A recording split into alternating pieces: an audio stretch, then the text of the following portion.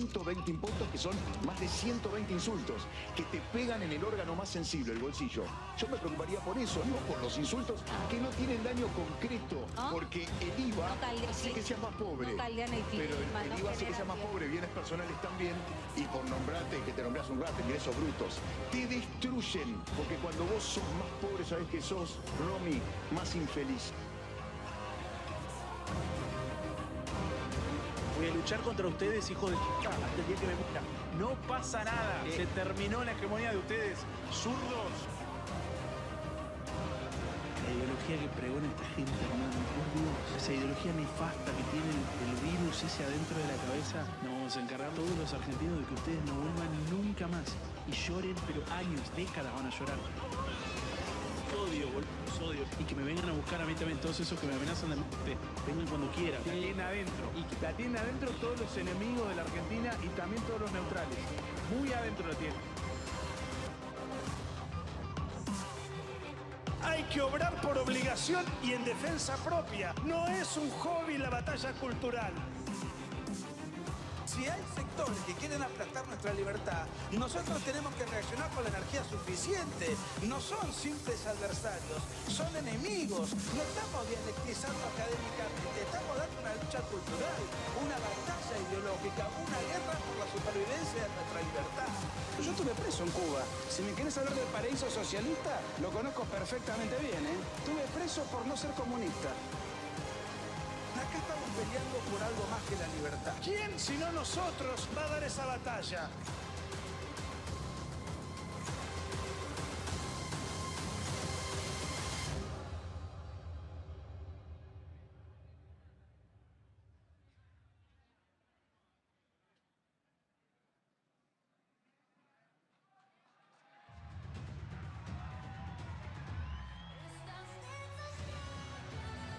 No hay que negociar con la izquierda, ni un milímetro. A la izquierda, nada. A los zurdos de mierda, nada.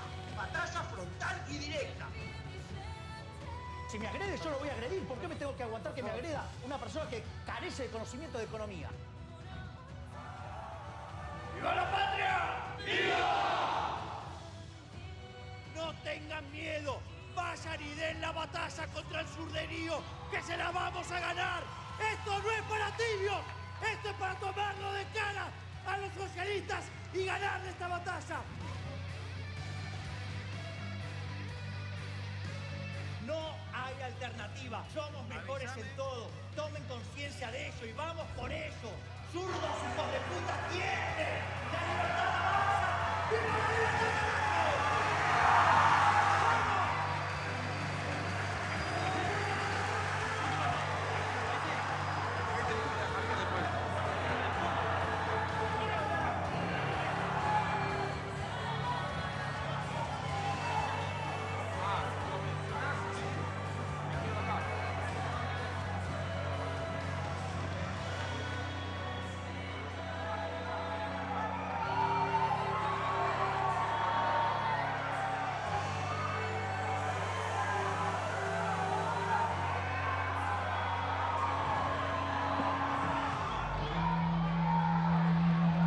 Hace su ingreso el señor presidente de la Nación, doctor Javier Milei.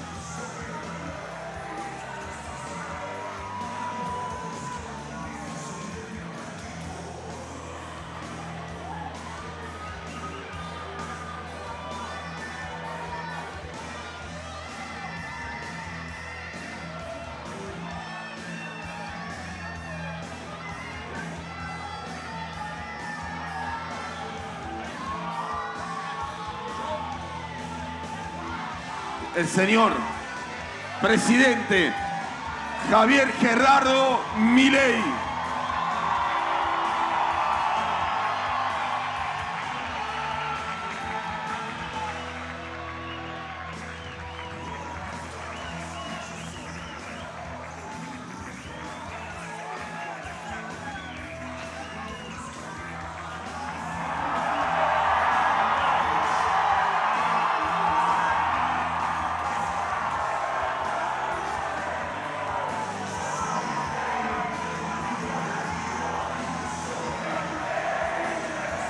Vamos, vamos, que no se escucha, vamos.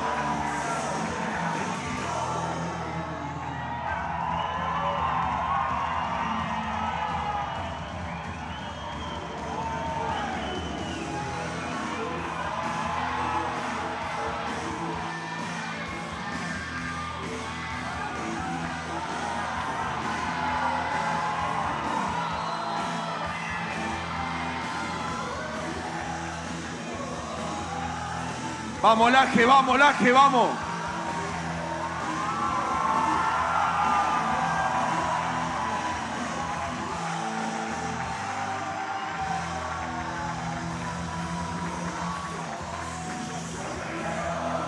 Vamos, vamos, vamos.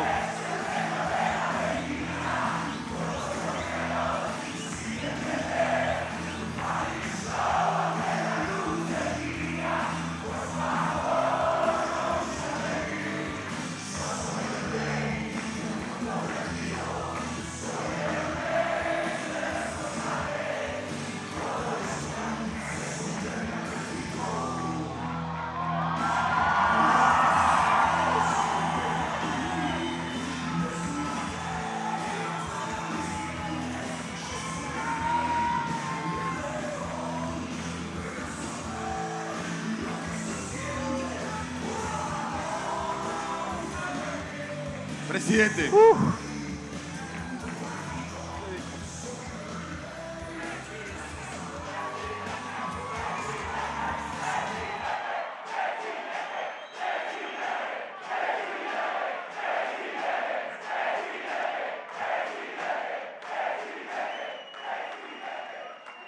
¡Hola a todos!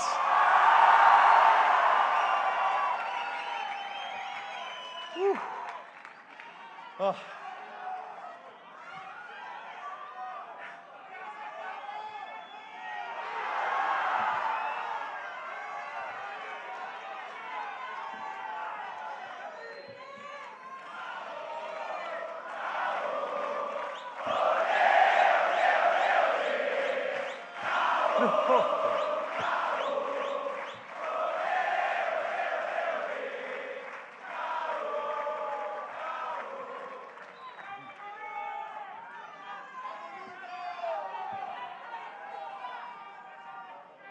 Che, nos van a sacar, ¿cómo es? Saquen al pingüino del cajón.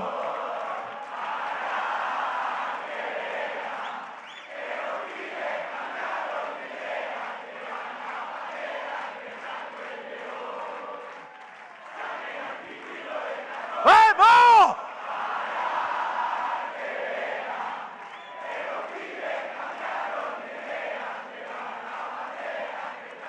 ¡Viva la libertad, carajo! ¡Viva la libertad, carajo! ¡Viva la libertad, carajo!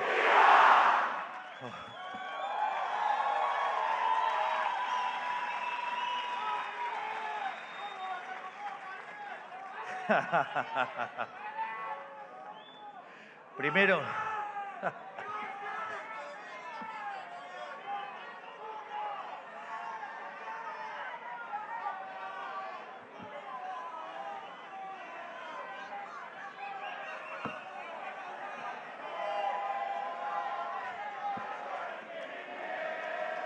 ¿les parece?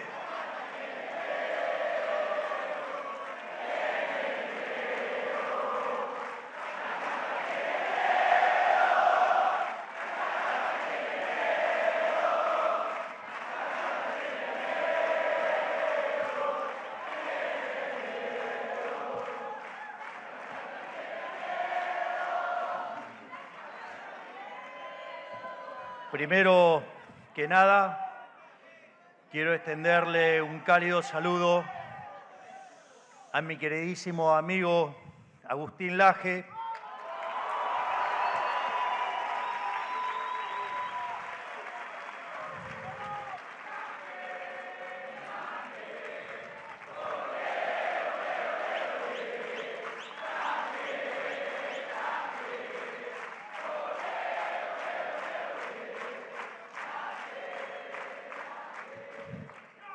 como así también a todo el equipo de La Derecha Diario por organizar este enorme evento. Muchas gracias.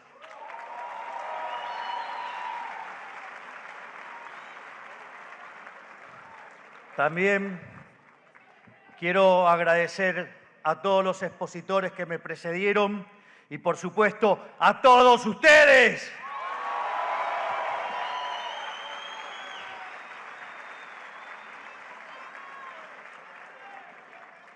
Y también quiero agradecer a todos aquellos que no pudieron venir, pero nos están siguiendo desde sus casas. Son ustedes que dan todo por sacar adelante un país al que años de estatismo descontrolado parecían haber condenado al país a la miseria. Son ustedes quienes vieron a sus amigos armar valijas y emigrar, quienes vieron a sus padres sufrir la inflación y las devaluaciones, quienes vieron cómo cada día el sueño y la independencia económica y el progreso se alejaba cada vez más y más.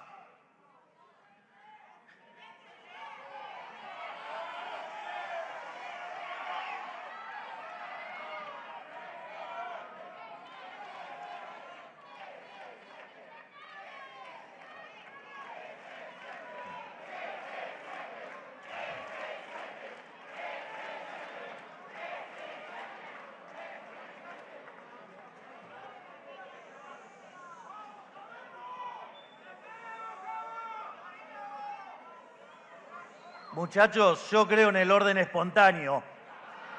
Autoorganícense y lo resuelven, vamos.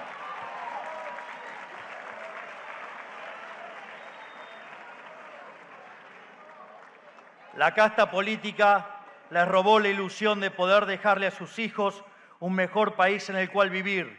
Les robó nada más ni nada menos que la esperanza. Y sin embargo, en lugar de exiliarse o encerrarse en sus vidas privadas, decidieron emprender la lucha por el futuro.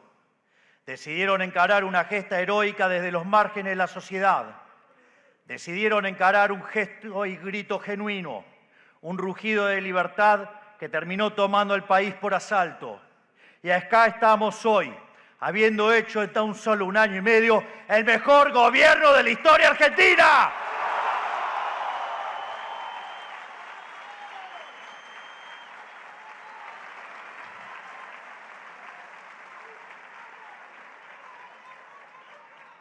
Como siempre digo, nuestro movimiento tiene 3 frentes de batalla, cada uno con sus propias características y su propia importancia.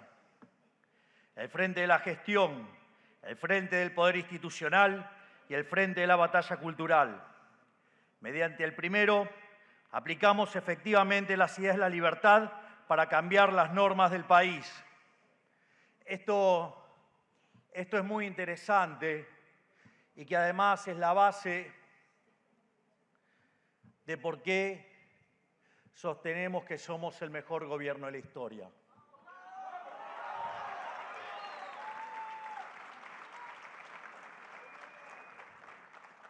Hasta que llegáramos nosotros al poder, el mejor gobierno de la historia había sido el primer gobierno de Menem.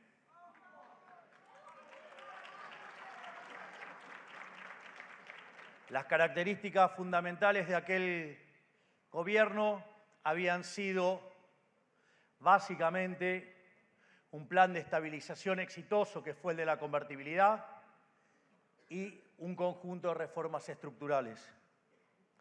En términos de plan de estabilización, sin lugar a dudas, este programa económico que diseñó el mejor ministro de Economía del mundo, Toto Caputo, lo supera ampliamente.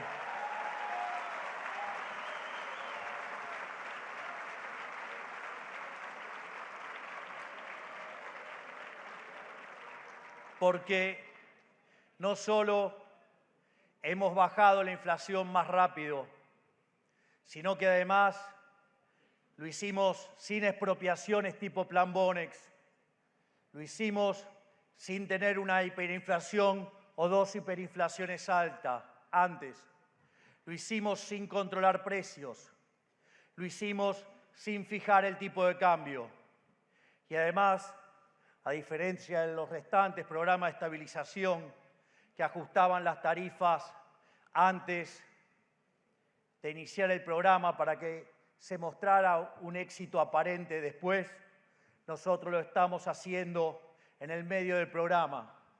Si ustedes miran la inflación del último mes, significa que pasamos de niveles del 300% a niveles del 20%. Y hoy ya salimos del podio mundial de países con más inflación.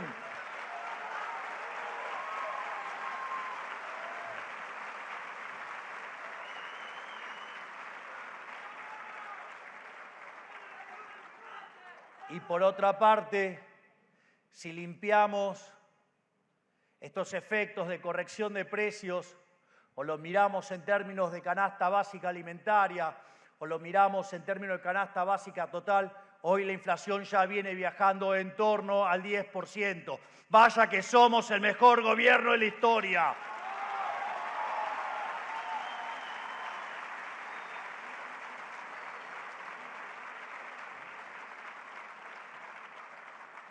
Y es más, cuando decían que íbamos a hundir a la economía en una gran depresión a la luz del programa de estabilización que estaba siendo exitoso eliminando la inflación, decían que íbamos a hundir a la economía, decían que íbamos a entrar en una gran depresión, decían que íbamos a hambrear a los argentinos. Y sin embargo, cuando uno toma el EMAE, que es la proxy del PBI en frecuencia mensual, en el mes de diciembre del 24 terminamos 6 puntos porcentuales por encima del año 2023. En el primer trimestre crecimos al 5,6 y en el segundo lo estamos haciendo al 7,7. ¡Vaya que lo estamos logrando!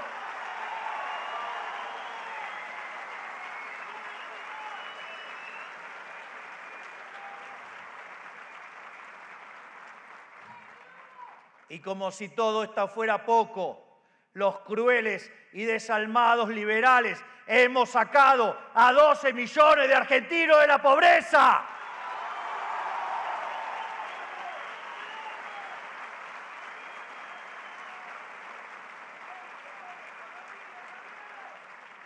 Y no solo eso, propiamente UNICEF además reconoció que hemos sacado 2,5 millones de niños de la pobreza.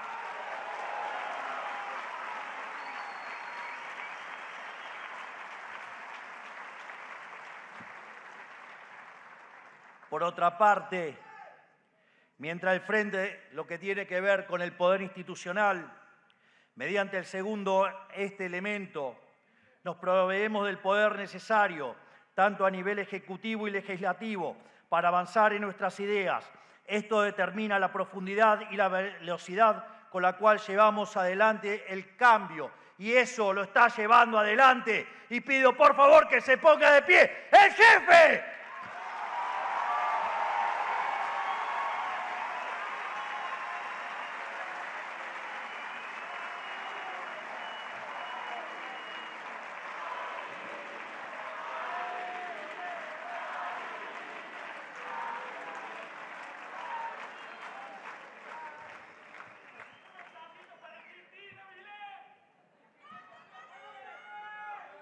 Y finalmente, mediante el último, o sea, la batalla cultural, aseguremos que estos cambios sean sostenibles en el largo plazo, educando al soberano. En definitiva, que quienes tengan ojos empiecen a verla.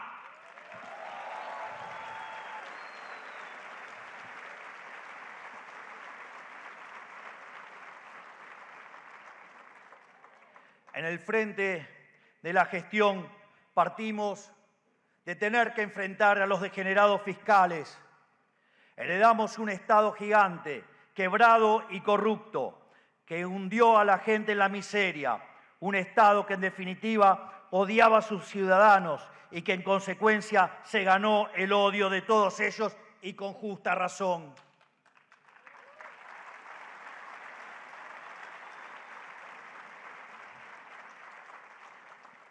Si bien este primer año y medio fue difícil, dejamos en claro mediante actos desde el primer momento que nosotros sí venimos a cambiar las cosas de raíz. Y eso es la segunda pata que explica por qué somos el mejor gobierno de la historia. Porque a este plan de estabilización se suman las reformas estructurales. Cuando se terminaron las facultades delegadas, el doctor Sturzenegger, el coloso Federico Sturzenegger, el arquitecto de esta reforma,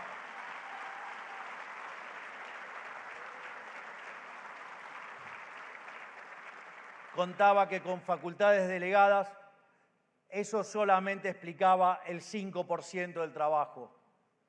Es decir, que si ustedes corrigen los 101 organismos y reformas que se hicieron con facultades delegadas y saben que eso es el 5%, significa que solamente Federico Sturzenegger hizo 2.000 reformas estructurales.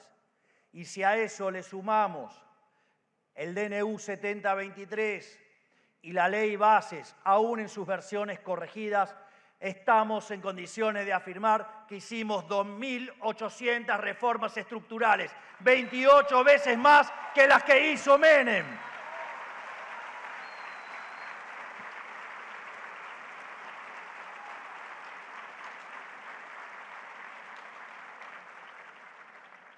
Y es más, si uno lo tomara por modificaciones de articulados, que lo que hacían era dificultar la actividad, digamos, como cuando, por ejemplo, Federico cuenta el caso de la sandía o cuenta el caso de la chatarra y demás. Eso es una modificación de un artículo, pero que claramente es una reforma estructural. Y si lo tomamos en términos de artículos que han modificado la vida de millones de argentinos, las reformas del doctor Sturzenegger llegan a 7.200. Y si sumamos DNU y Bases, estamos en 8.000 reformas estructurales. Vaya que sí trabajamos en un año y medio.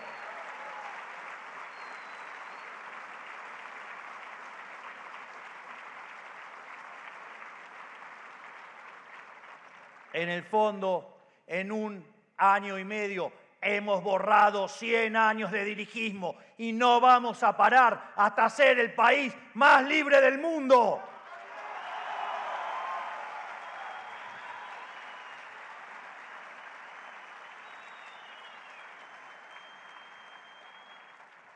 Sin embargo, esto no es suficiente. Ahora nos toca trasladar todas las victorias en el frente de gestión al frente institucional para poder seguir acelerando en este camino reformista, porque somos verdaderamente reformistas extremos, orgullosos de ser reformistas extremos.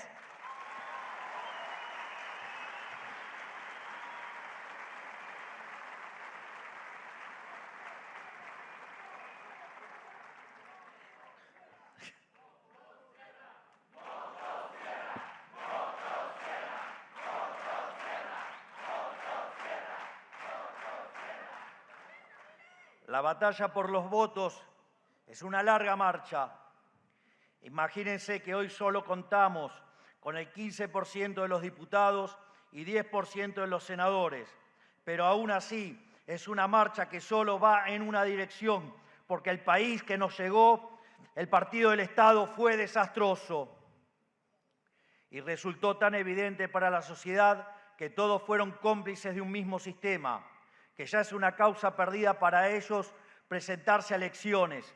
La gente no los quiere ver ni en figuritas, por eso muchos se van a sorprender con los resultados de octubre.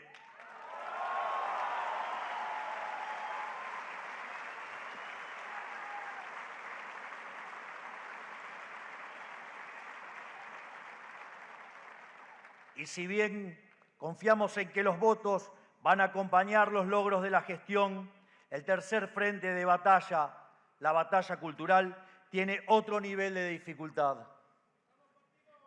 Gracias.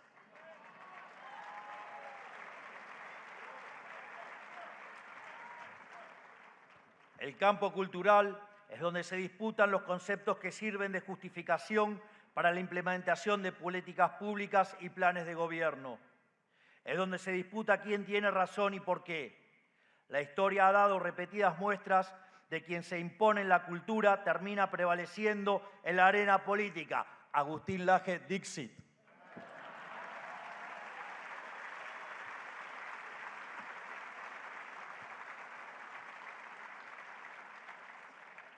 Pues es la cultura la que genera los términos mediante los cuales la gente piensa y actúa luego en la realidad. La izquierda lo sabe perfectamente y se ha dedicado desde hace décadas a infiltrarse en todas las instituciones occidentales, subvirtiendo sus valores y moldeándolas a su gusto.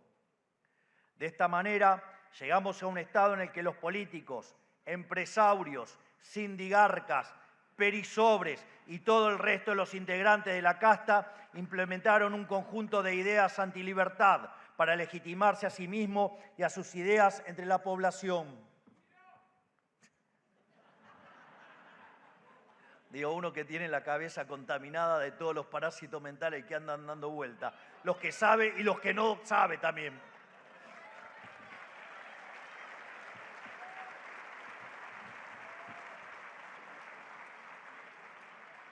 Pero quédense tranquilos que ya voy a llegar a los aportes de mi amigo Axel Kaiser, pero denme tiempo. Estoy con los del AGE por ahora.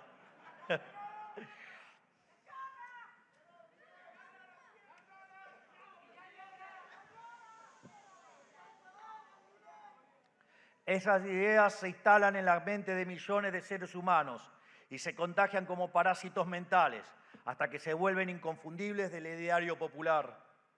Así llegamos a una situación en la que se dan por válidas una lista de cuestiones que no están ni cerca de serlo. Como plasmó mi amigo Axel Kaiser en su libro, podemos reducirlas a 7.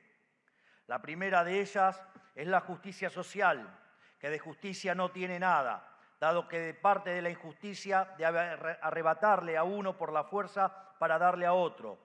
Esto constituye una desigualdad ante la ley para hacer caridad con dinero ajeno. Este parásito apela a la culpa moral y mediante un intento de lucha de clases da por válido cualquier nivel de intervención estatal, desplazando la libertad, la idea de la responsabilidad individual y haciéndolos esclavos del Estado. Porque en el fondo la justicia social es injusta, porque como señalaba ahí, está precedida de un robo y por otra parte implica tratar desigual frente a la ley, lo cual es profundamente violento, es profundamente injusto y además conduce inexorablemente a la miseria. A su vez, esto le abre el juego al segundo parásito, que es la idea de los derechos sociales. De hecho, hoy hice un tuit acerca de estas ideas, de cómo, por ejemplo, contaminan, digamos, el cerebro del soviético. Esta idea busca generar expectativas ilimitadas en la gente, sosteniendo que cada necesidad es un derecho y que todos los derechos requieren intervención estatal y gasto público. El problema está en que para poder cumplir con semejante disparate habría que incumplir la primera ley de la economía, que es la ley de la escasez. A ver, digamos, hay una frase maravillosa de Thomas Sowell que dice: la primera ley de la economía es la escasez. No hay de todo para todos. Y la segunda reflexión que hace es que la primera ley de la política es ignorar la primera ley de la economía. Y vaya que de esto los populistas saben. ¿O acaso semanas atrás no votaron un gasto de 17.000 millones de dólares y la bruta traidora dijo que lo iba a financiar con 30?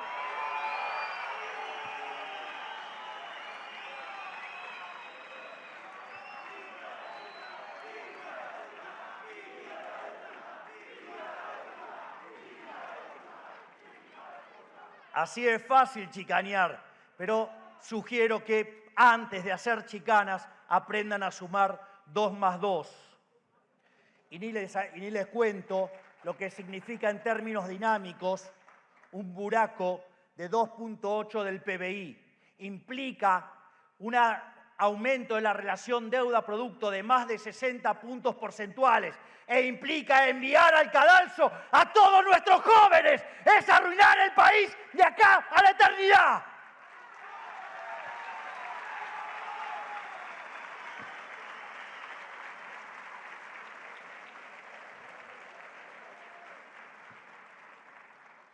Porque además plantea una brutal inconsistencia, porque si a cada una de nuestras necesidades los vamos a llamar derechos, el problema es que después esos derechos hay que pagarlos.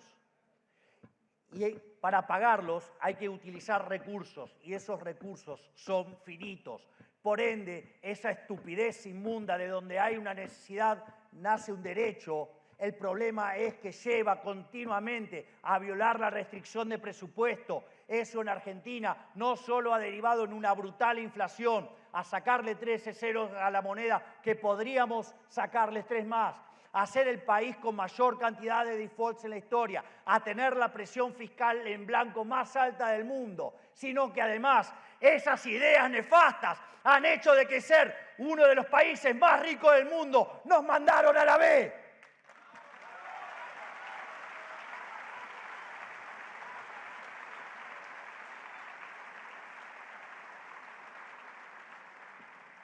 En definitiva, esto lo hacen en realidad para expandir el alcance del Estado, lo cual nos da lugar a hablar de la tercera idea expuesta por Kaiser, que es la idea del Estado benefactor. En el libro es el cuarto, el neoliberalismo viene tercero, por eso lo trato después.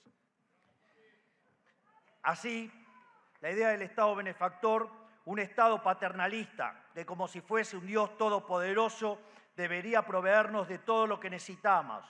Lo que eluden en este tipo de afirmación es quien genera la riqueza y los recursos.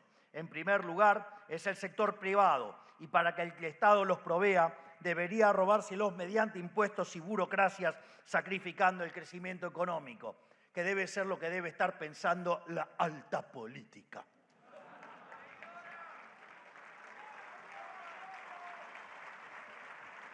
Y esto es así porque esto termina generando sociedades más dependientes y una política donde las elecciones las gana el que más promete. Pero como dijo Francisco de Quevedo, nadie ofrece tanto como el que no va a cumplir, porque los que hoy se ocupan de las jubilaciones son los mismos que dejaron jubilaciones de $80, cuando hoy las jubilaciones están arriba de $350 en una economía más abierta. Por ende, cada dólar compra más que antes.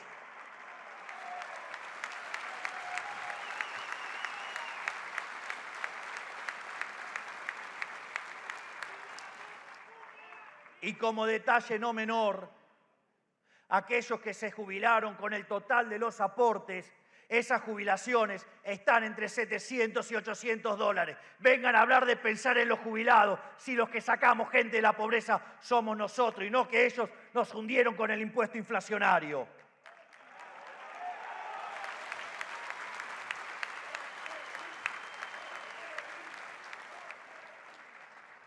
Por otro lado, también esquiva la noción de que cuando el Estado se arroga cuestiones que no le competen naturalmente, termina descuidando las cuestiones que sí le importan. Digamos, lo cual este tema en este gobierno está bajo discusión todo el tiempo, digo, qué puede hacer y qué no puede hacer el Estado. Pero en la transición, digamos, lo que sí hay que dejar bien en claro, que este tipo de igualitarismo a lo único que termina conduciendo, ya sea la idea de la justicia social o la justicia social 2.0, que es los derechos sociales, terminan llevando esa hermosa frase, digo, igualdad de oportunidades. Si afortunadamente y gracias a Dios somos todos distintos, eso fomenta la división del trabajo, la cooperación social, hace que las sociedades prosperen, sean más ricas y además, como decía Bastiat, donde entra el comercio no entran las balas. Y estos brutos igualitaristas generan una sociedad profundamente violenta, autoritaria y que además viven para el orto y se cagan de hambre.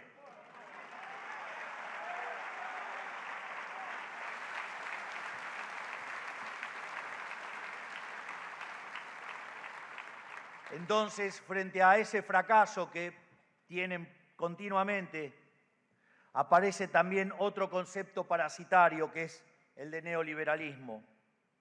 No es casualidad que ningún izquierdista sepa definir precisamente qué es neoliberalismo. Se trata de un concepto meramente emocional de la izquierda, que tiene por objetivo crear un cuco para cuando gobiernan y un chivo expiatorio para cuando fracasan, y generar rechazo a cualquier reforma pro mercado cuando no tienen el poder, pero no tienen un contenido real. Es solo un fantasma, un cuco. Por lo tanto, es nuestra tarea encender la luz y que vean que el cuco no existe.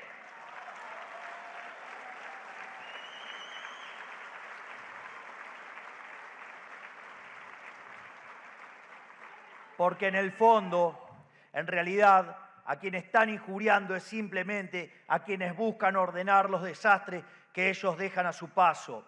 Porque si hay algo que hacen a la perfección es dejar infiernos fiscales y financieros cuando terminan sus gobiernos. Es así que el que tiene la ingrata tarea de ordenar el desorden, en general tiene de antemano un apodo preparado, neoliberal. Sin ir más lejos, nos dejaron 57% de pobres, 70% de niños pobres, una inflación diaria del 1 y pico por ciento que anualizado era el 17.000%, reservas internacionales negativas en 12.000 millones de dólares, 4 bases monetarias venciendo a un día, deuda en pesos venciendo a 3 meses por el equivalente de 9 bases monetarias. Es decir, que en menos de 3 meses nos iban a hacer multiplicar la cantidad de dinero por 14 veces. No solo eso, sino que además el curro de las CIRAS, donde se patinaron 45.000 millones de dólares, donde no dejaron desastre por hacer. Y esa manga de inmorales vienen a hablarnos a nosotros, que estamos sacando el país adelante, donde somos fruto de admiración en todo el mundo y se habla del milagro argentino.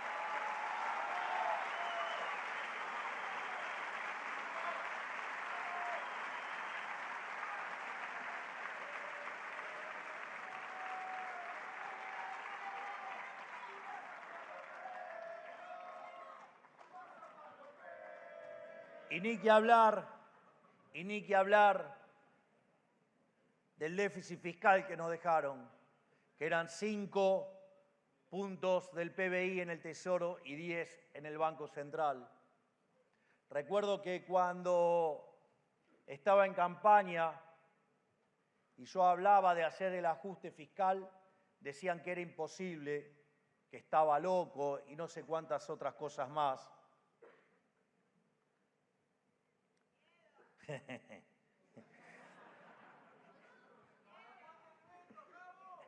Ya está, digamos, sale ahora, digamos, ya entró, ahora, digamos, el veto sale próximamente.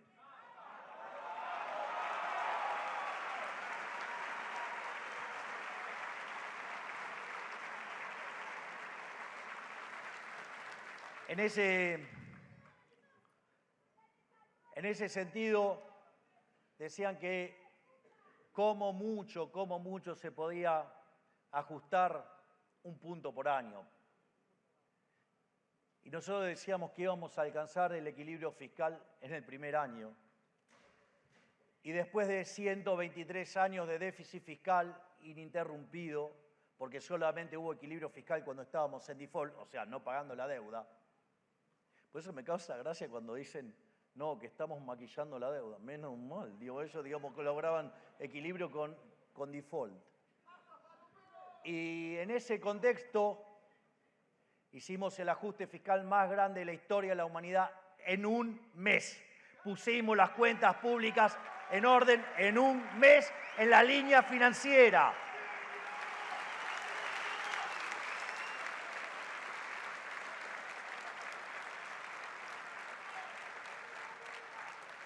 Y a su vez, a los 6 meses, terminamos saneando el balance del Banco Central.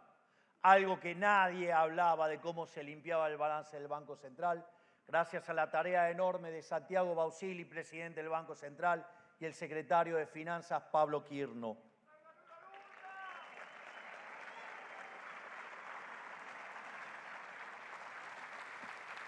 Pero claro, digamos, ¿y cuál es la argumentación de los primates, digamos, más conocidos como ¡mandriles! Dicen que nos endeudamos.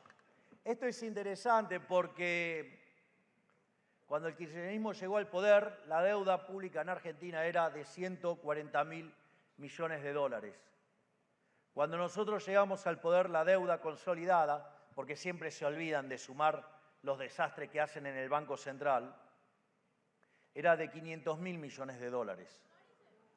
Y de esos 500, con lo cual aumentó la deuda a 360.000 millones de dólares. Si limpiamos la que tuvo Macri, que fueron 60.000 millones de dólares, el kirchnerismo, que habla de endeudamiento, nos endeudó en 300.000 millones de dólares. Es el movimiento político más endeudador de la historia política argentina.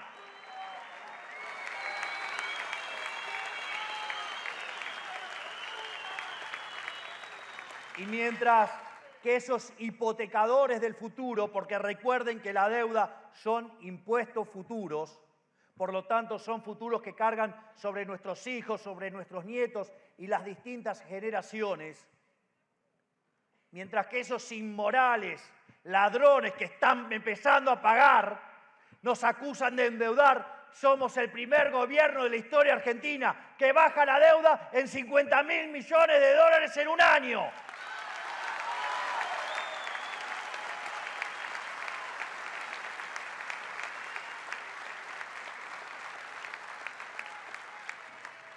Por lo tanto, cuando estos inmorales hablan de neoliberalismo, es que esa palabra puede significar cualquier cosa, ya que solo refiere a los enemigos del expansionismo estatal ilimitado. Es así que con él también engloban al empresariado, ocupado de preservar su negocio. Esto lleva a la idea de la responsabilidad social empresaria. Hay muchas empresas que se sienten presionadas para defender causas sociales, pero en la mayoría de los casos es una simulación guiada por preceptos de marketing. El problema de esta simulación moralizante es que las empresas descuidan su función principal, que es crear valor, de la cual se deriva la generación de empleo y otros beneficios sociales reales. Esto ya fue resuelto por el gran Milton Friedman.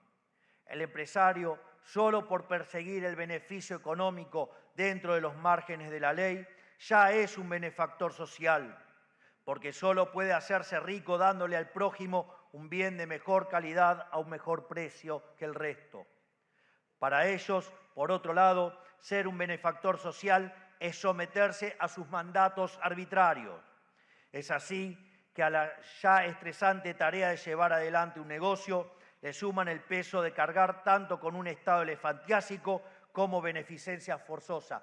No hay beneficencia a punta de pistola. La caridad, si no es voluntaria, no es caridad.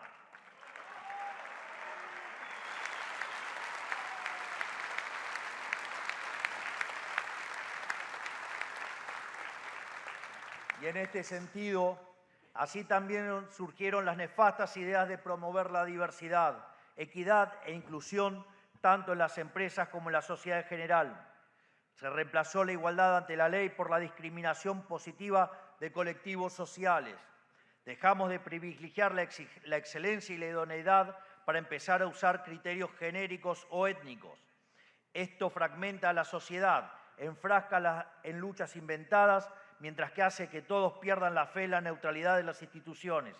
el Estado moderno se fragmenta en 1000 pedazos. Por suerte, en Argentina solo el Estado sufrió esta perversión del derecho, ya que nuestra desconexión del resto del mundo mitigó el impacto de este parásito en particular.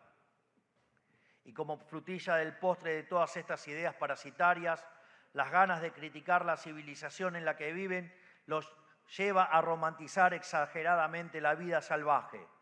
Criticar el modelo que sacó de la pobreza extrema al 90% de la humanidad es un disparate por donde se lo mire.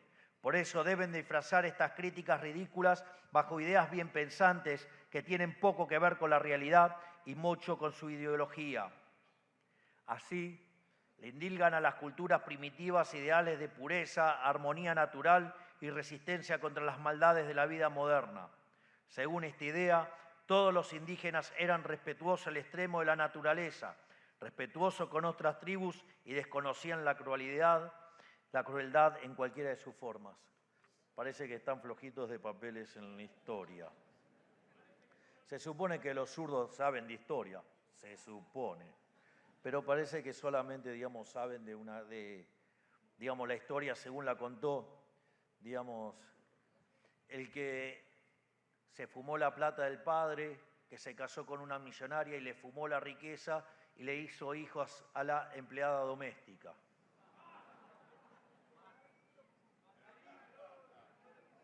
Y después vivió de su amigo hasta que se murió, de Engels. Claro, el rey de los parásitos, Carlos Marx.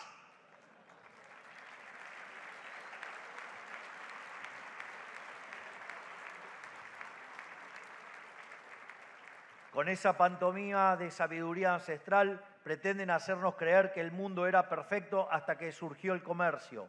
Legitiman así políticas destructivas para naciones en vía de desarrollo como el ambientalismo antidesarrollo o la ilegitimidad del Estado moderno.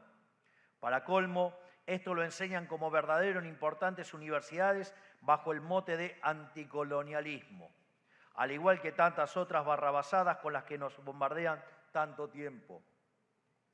Bajo la expansión de estas ideas, ya sea en la academia, los medios de comunicación, las oficinas públicas o incluso en las películas de Hollywood, la izquierda se ha arreglado para poner de su lado a las personas más prestigiosas de cada sociedad, utilizándolas como vehículo de su ideología. Más Gramsci imposible. Digo, la educación, la cultura y los medios. Todos zurdos. Y todo esto financiado a costa de los impuestos de los ciudadanos prósperos y pujantes, a quienes se le encargaron de demonizar como si fueran el origen de todos los males. Este es un juego en el que hoy, lamentablemente, partimos con desventaja. Debemos reconocer que ellos lo hicieron mejor. Cuando reconozcamos que ellos lo hicieron mejor en la batalla cultural, vamos a estar en condiciones de llevarlos por encima. Y mucho de eso es gracias a Agustín Laje, a Nicolás Márquez, a Valerini, a Axel Kaiser y a otros tantos gigantes del pensamiento que han empezado a dar esta batalla cultural como verdaderos gladiadores. Y ni que hablar, ese coloso que nos asusta desde el streaming, el Gordo Dan.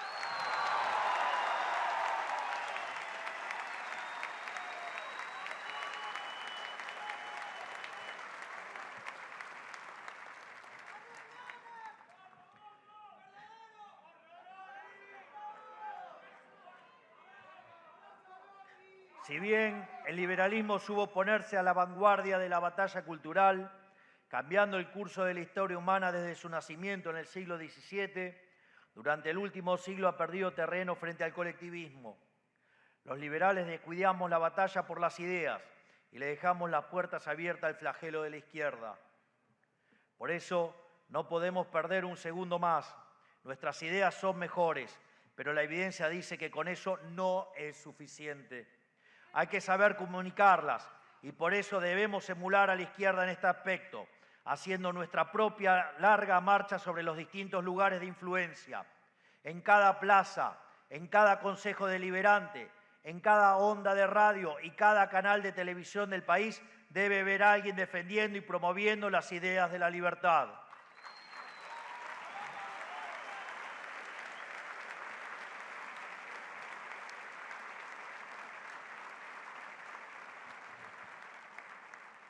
debemos hacerlo de manera sostenida para que tarde o temprano la izquierda no haya sido más que un mal sueño.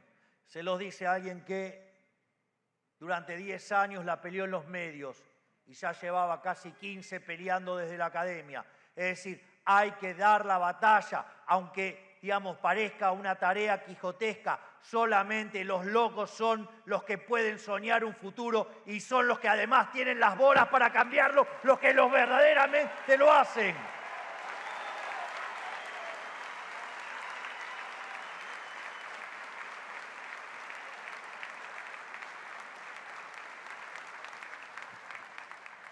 En este sentido, ustedes, al tomar la decisión de luchar, han decidido convertirse en verdaderos soldados de la batalla cultural, de la batalla por las ideas, que es la que le va a dar sostenibilidad en el tiempo a este camino de gloria que estamos iniciando desde que llegamos al gobierno.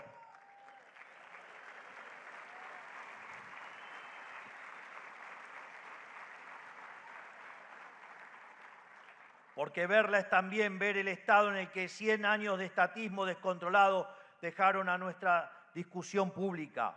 100 años en los que fuimos progresivamente infectados en todas nuestras instituciones por ideas contrarias a la libertad y al verdadero progreso. 100 años en los que todas las instituciones que alguna vez destinaron nuestro país a la grandeza fueron infectadas por parásitos ideológicos.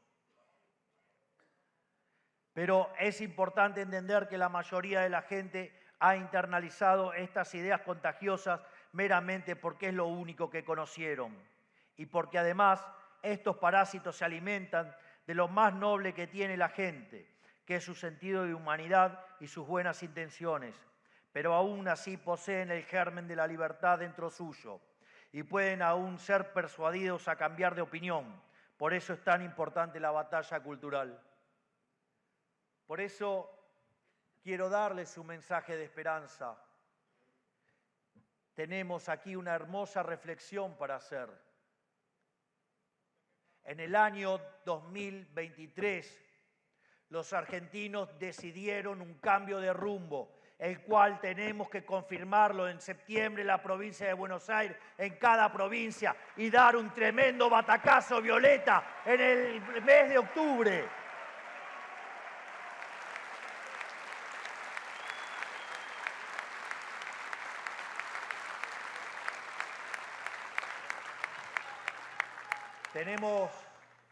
Tenemos que entender que en octubre, de un lado, va a estar el status quo, el partido del Estado, la casta política chorra, parasitaria e inútil, la alta política, va a estar los perisobres, los periodistas ensobrados, van a estar también los sindigarcas, van a estar los empresarios chorros prebendarios. Y del otro lado vamos a estar los argentinos de bien que queremos abrazar las ideas de la libertad para hacer a la Argentina grande nuevamente.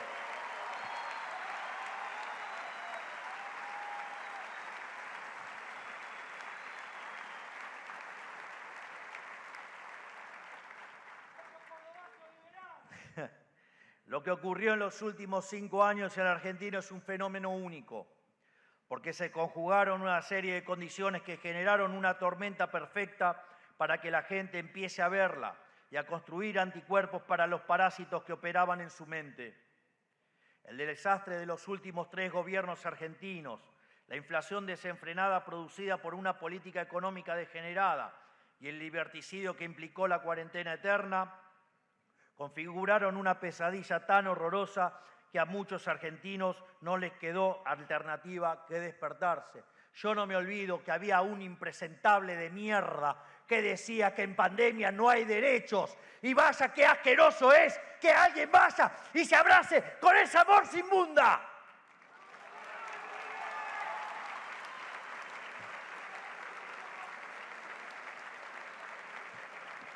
Si no les queda claro, estoy hablando del señor Mayans, que es senador por Sildo Infran.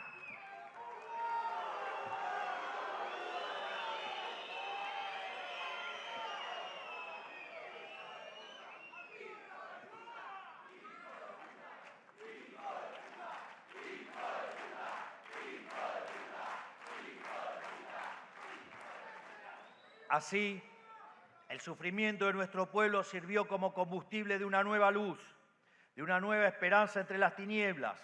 La Argentina vio en la derecha liberal naciente un faro, porque desde hace años y en soledad veníamos insistiendo contra los desvaríos de un Estado parasitario, desesperado en su afán presupuestario, una casta política capaz de los crímenes más horribles con tal de mantener sus privilegios. Vaya que si se tienen que cargar gente en el medio, lo hacen.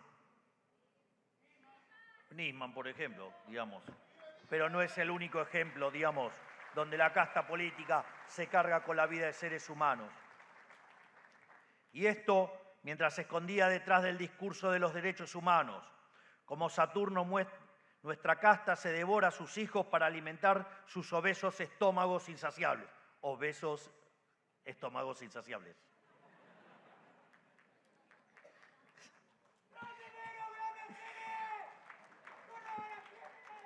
Ellos tenían todo un conjunto de mecanismos puestos en marcha para evitar que algo como nosotros pudiera ocurrir. Un universo de relaciones clientelares con empresarios, dirigentes sociales y periodistas dedicados a embarrar y atacar a todo aquel que osara hacerle frente.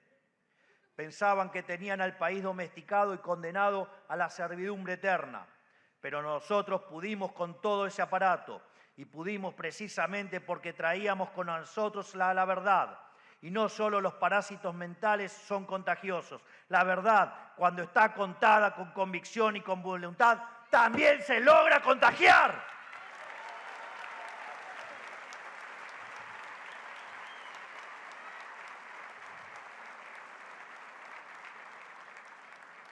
Por eso es que ahora estamos llevando adelante esas ideas y sacando a la Argentina de su oscuro último siglo de humillación. Por eso son tan importantes foros como este, donde nos dedicamos a discutir y conversar sobre las ideas de la libertad y cómo divulgarlas y llevarlas al gran público. Porque queremos que cada argentino lleve con orgullo su país en la sangre, que deje de ver su historia con vergüenza. Queremos ni más ni menos que las argentinas y los argentinos seamos grandes nuevamente.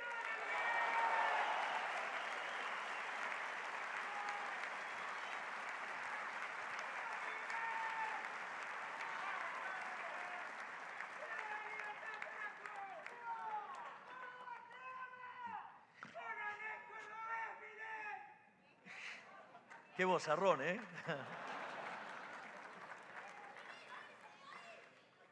Todo esto lo llevamos a la práctica con una metodología política que ha resultado novedosa para muchos. Dado que no somos cucas, buscaremos prosperar mediante la libre asociación entre privados. No teníamos plata, no teníamos aparato ni territorio, ni amigos en los medios. Solo la palabra de su humilde servidor dando discursos de teoría económica en una plaza. Y los celulares de todos ustedes, el arma más pura de la libertad, que desintermedia la circulación de información y le dio rienda suelta al contagio de nuestras ideas.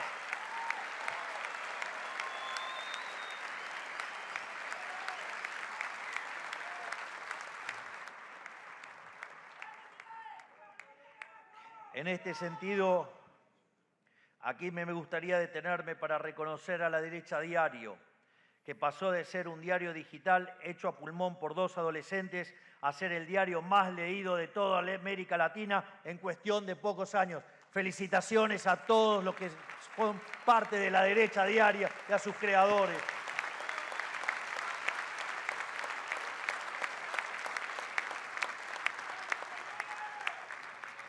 Volviendo a nuestro camino transitado en campaña, se nos burlaban, decían que no éramos más que un fenómeno barrial.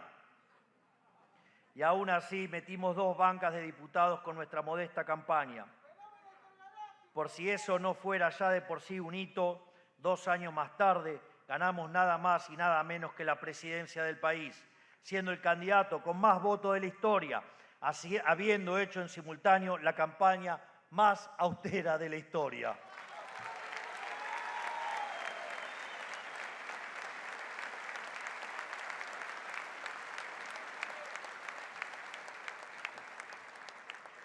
En definitiva, militar en los márgenes manteniéndonos fieles a las ideas de la libertad, llegar al poder a fuerza de predicar nuestras ideas y lograr demostrar todo su poder es algo que un kirchnerista nunca va a entender, porque ellos son militantes rentados y otros también tienen militantes rentados.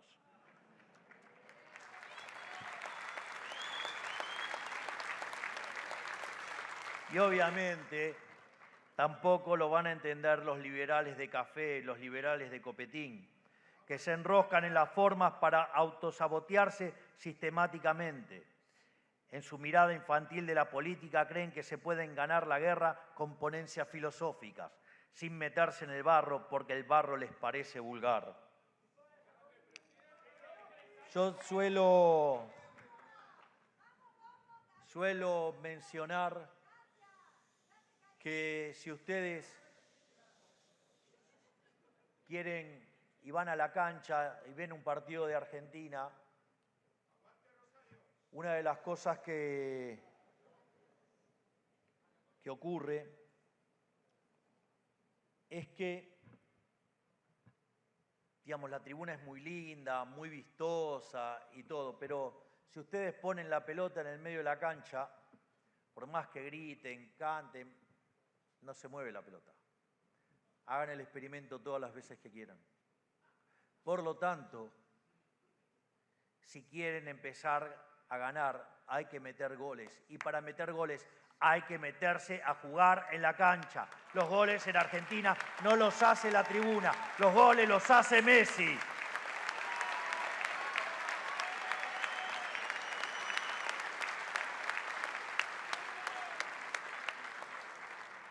En este sentido, nosotros no solo nos metimos en el barro, sino que también entendemos que para meterse en el barro se necesita organización, porque luchamos contra quienes se encargaron de embarrar la cancha durante 100 años. Porque si el libre mercado y la horizontalidad son el mejor vehículo para las ideas, la organización y el orden son el mejor vehículo para la acción. Para cambiar el país desde las raíces es necesario contar con ambas patas. Nosotros tenemos claro que al mal organizado solo se le puede ganar con el bien organizado. Entendemos que a la hora de luchar contra el leviatán de las 1000 cabezas, el pragmatismo y el verticalismo son fundamentales y que los trapos sucios los tenemos que lavar puertas adentro entre nosotros.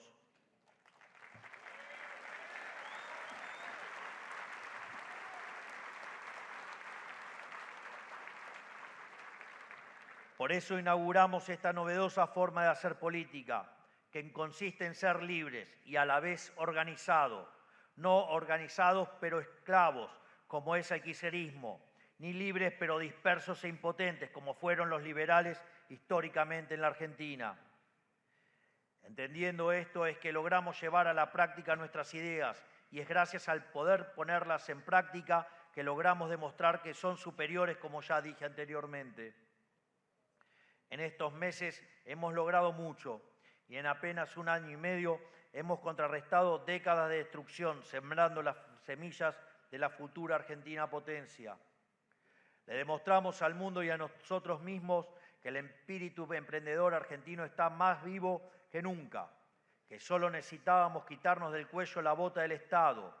Hoy en todas partes se habla de nuestro milagro económico. Sin ir más lejos, el presidente de Francia acaba de anunciar su propio plan de motosierra y eso se está extendiendo por todas partes del mundo.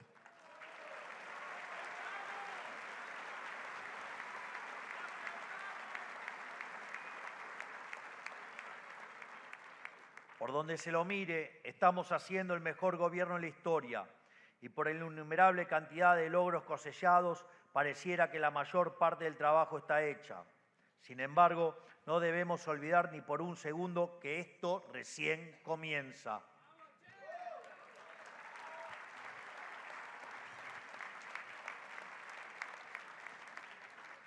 No solo hay que deshacer un siglo de miseria acumulada y educar a nuestros semejantes en la idea de la libertad. Tenemos que hacerlo con todo el partido del Estado en contra, operando y saboteando todos nuestros intentos de encauzar el barco que ellos hundieron. Mientras tanto, ellos usan ilegítimamente en nuestra contra todos los mecanismos institucionales que fueron originalmente creados para proteger los derechos fundamentales a la vida, a la libertad y la propiedad, y también el interruptor de luz.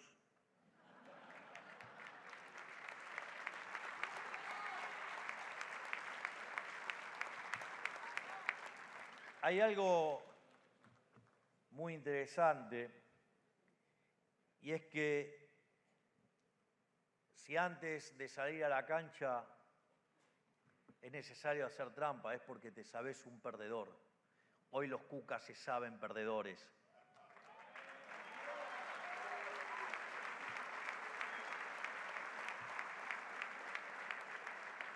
De hecho, imagino que muchos de ustedes habrán visto la película Gladiator, cuando la basura inmunda de Cómodo decide pelear mano a mano con Máximo.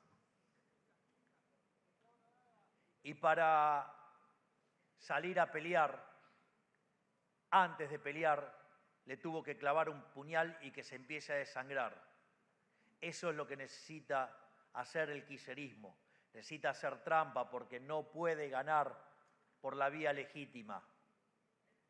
Pero tal como ocurrió en Gladiator, va a ocurrir en la Argentina.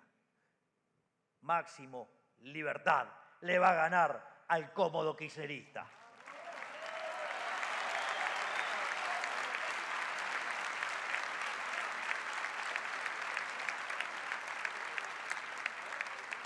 Es más, instituciones republicanas que fueron concebidas para evitar el surgimiento de la tiranía se han convertido en herramientas de opresión y sometimiento al servicio de perpetuar el despotismo de las burócratas. Congresos que no sesionan debidamente, jueces que dictaminan sobre cuestiones en las que no tienen injerencia, y todo con el fin de frenar las reformas de libertad que el pueblo pide a gritos.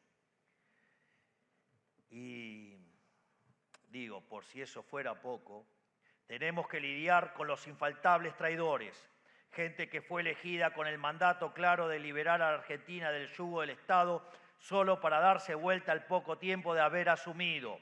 Gente que tardó tan solo minutos en revelar ese deseo irrefrenable de ser casta. Gente que al poco tiempo de asumir su banca le dio la espalda al pueblo argentino, deslumbrada por la supuesta alta política.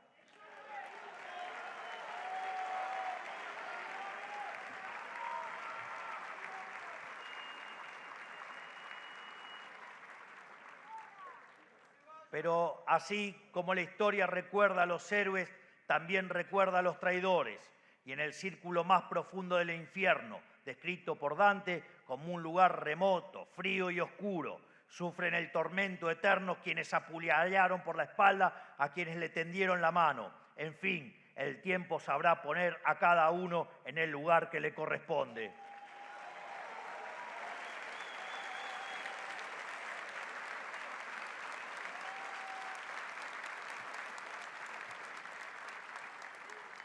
Por nuestra parte, reiteramos que Roma no paga traidores.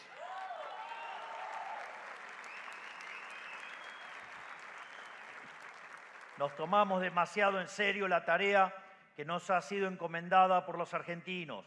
Como ya he dicho, defendemos una causa justa y noble, mucho más grande que cada uno de nosotros. Somos individuos libres que voluntariamente se han asociado en pos de un objetivo común. Hemos decidido por voluntad propia someternos a algo que nos excede, resignando nuestras ambiciones personales, nuestro confort, nuestros deseos para llevar a cabo la hazaña más grande que haya visto nuestra nación desde su independencia: liberar al pueblo argentino de la tiranía del Estado omnipresente.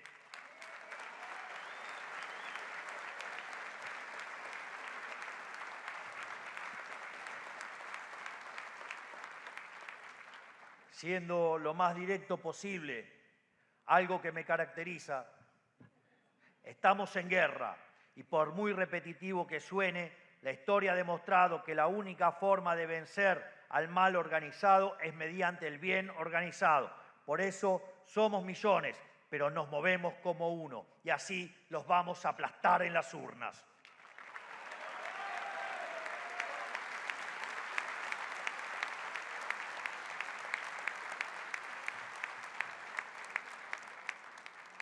Estamos ante un nuevo momento bisagra de nuestra historia. Los próximos comicios nacionales definirán si el cambio que llevamos adelante desde diciembre de 2023 se consolida o retrocede hacia el espantoso pasado decadente al que nos arrastraron el kirchnerismo, sus secuaces y todo el partido del Estado. Por eso, este año tenemos que salir a militar con el mismo espíritu y entusiasmo con el que salimos durante el 23. Es el momento de que la Libertad Avanza demuestre que llegó para cambiar esta gran nación de una vez por todas y para siempre.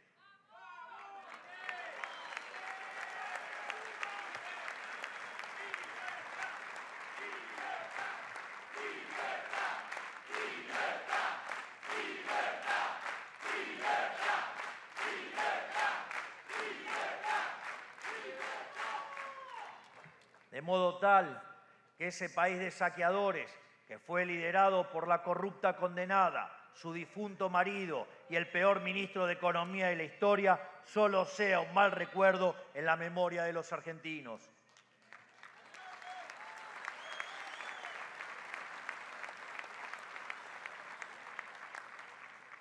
Pero para lograrlo no podemos descuidarnos ni un solo segundo. La casta política sigue ahí, esperando que nos equivoquemos. Se prepararon toda su vida sirviéndose del Estado y saltando de cargo en cargo. Conocen a la perfección cada engranaje de la máquina de impedir. Máquina que ellos mismos construyeron para evitar los cambios que la sociedad demanda. Nos quieren ver débiles para poder llevarnos puestos y así retomar al poder, con el único propósito de recuperar los privilegios que les estamos arrebatando en pos de devolverle la libertad a cada argentino de bien. No hay que permitírselo. Es el momento de estar más unidos que nunca, fieles a nuestro propósito. Ellos quieren que seamos un país de pobres y sometidos. Nosotros queremos un país próspero y libre. Esta es la consigna que debemos predicar a lo largo y a lo ancho de todo el país, comprometiéndonos también yendo a votar y a fiscalizar. Como decía Marco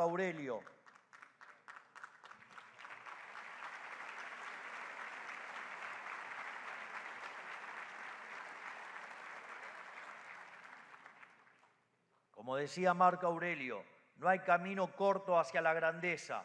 La paciencia y la perseverancia son fundamentales. Esto recién empieza y de nosotros depende la posibilidad de hacer una Argentina grande otra vez. No les tengamos miedo, ya le ganamos antes y volveremos a hacerlo otra vez. Gracias, Córdoba, que Dios bendiga a los argentinos, que la fuerza del cielo nos acompañen y ¡viva la libertad, carajo! ¡Viva la libertad, carajo! ¡Viva la libertad, carajo! Muchas gracias.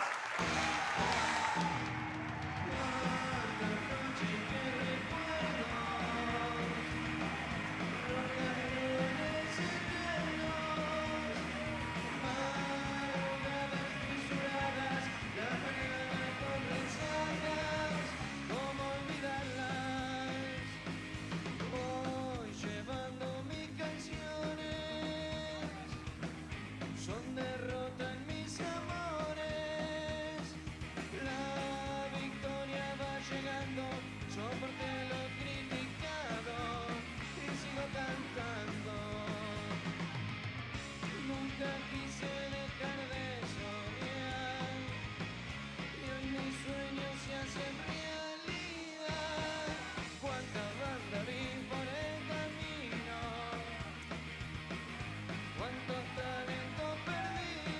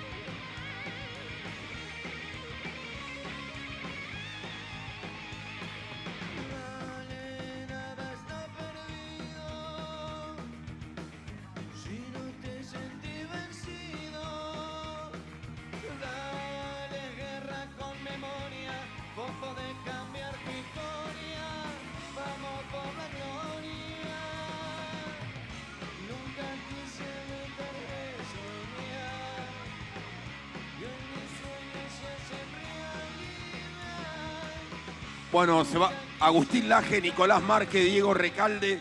Se van a quedar a firmar algunos libros acá. Aprovechen, compren los libros. Va a haber un momento de firma de libros. Así que aprovechen. Ahí afuera hay más de 3.000 títulos de libros liberales. Agustín Laje, Nicolás Márquez, Diego Recalde van a estar acá para la firma de libros.